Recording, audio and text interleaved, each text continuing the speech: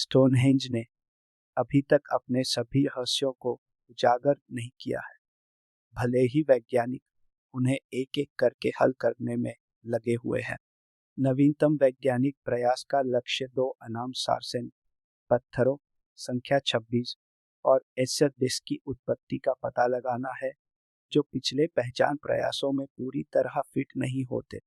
नए अध्ययन में, जो journal of archaeological science reports में प्रकाशित हुआ है, शोधकर्ताओं ने 5000 साल पुराने स्थल से प्राप्त 54 सार्सेन पत्थर के टुकड़ों की रासायनिक संरचना का विश्लेषण करने के लिए एक्स-रे फ्लोरोसेंस स्पेक्ट्रोमेट्री और inductively coupled plasma mass spectrometry का उपयोग किया। इसने टीम को यह दिखाने की अनुमति दी कि इंग्लैंड के स्टोनहेंज में स्थित पत्थरों की उत्पत्ति पहले की तुलना में अधिक विविध है। पिछले कुछ वर्षों में वैज्ञानिकों ने स्थल पर शेष 52 पत्थरों की उत्पत्ति का पता लगाया। ये पत्थर विभिन्न श्रेणियों में आते हैं, कुछ समूहबद्ध और अन्य एकल खड़े होते हैं। आंतरिक वृत्त के ब्लूस्टोन वेल्स के प्रेस्ली हिल्स से आते हैं और 2020 में कुछ सार्सेन पत्थरों को स्टोनहेंज से लगभग 19 मील दूर खोजा गया था।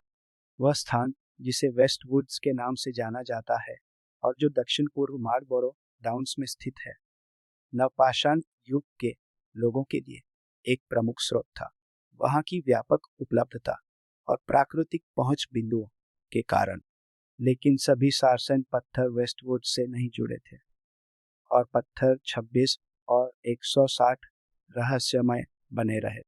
इसके अलावा कुछ मूल स्टोनहेंज पत्थर अब स्थल पर नहीं है, जिससे पता लगाना काफी कठिन हो जाता है। टीम ने स्टोनहेंज खाइयों से 2008 में खुदाई किए गए सार्सेन मलबे की जांच करके गैर वेस्टवुड पत्थरों के लिए एक मेल खोजने की कोशिश, जबकि अधिकांश मलबे का मिलान मार्लबोरो डाउन्स क्षेत्र, जिसमें वेस्टवुड्स, मोक्टन डाउन और टॉटर डाउन वुड शामिल हैं, से हुआ।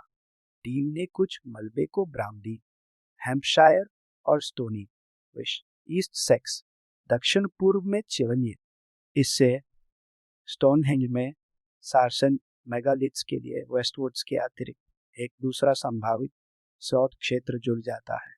लेखकों ने लिखा, इस चरण में हम केवल यह अनुमान लगा सकते हैं कि स्टोनहेंज में इतने विविध स्रोतों के सार्सेन पत्थर क्यों हैं।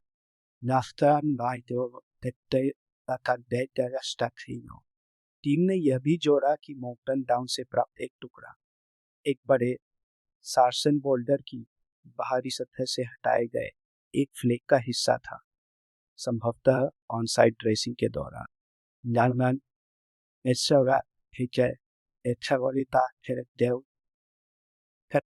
अतिरिक्त टुकड़े, जिनमें ईस्ट ससेक्स से जुड़े हुए शामिल हैं, पत्थर 26 या 160 की बाहरी सतह से आ सकते हैं, जो अन्य सार्सेन मेगालिथ्स से रासायनिक रूप से भिन्न हैं। यह टुकड़ा अब लापता पत्थर का हिस्सा भी हो सकता है। यह भी संभव है कि विश्लेषित टुकड़े सैक्रॉय ड्यूटसार्सेन हथौड़ियों के टुकड़े या उनके प्रीफॉर्म्स या अनुष्ठानिक या गैर अनुष्ठान उद्देश्यों के लिए साइट पर लाए गए छोटे ब्लॉक हों। लेखकों ने लिखा, टीम के लिए निश्चित रूप से केवल इतना ही ज्ञात है कि सभी टुकड़े वेस्टवुड से नहीं आए थे, जबकि निष्कर्ष कुछ प्रश्नों का उत्तर देते हैं। स्टोनहेंज को समझने के मामले में यह अंतिम शब्द से बहुत दूर है।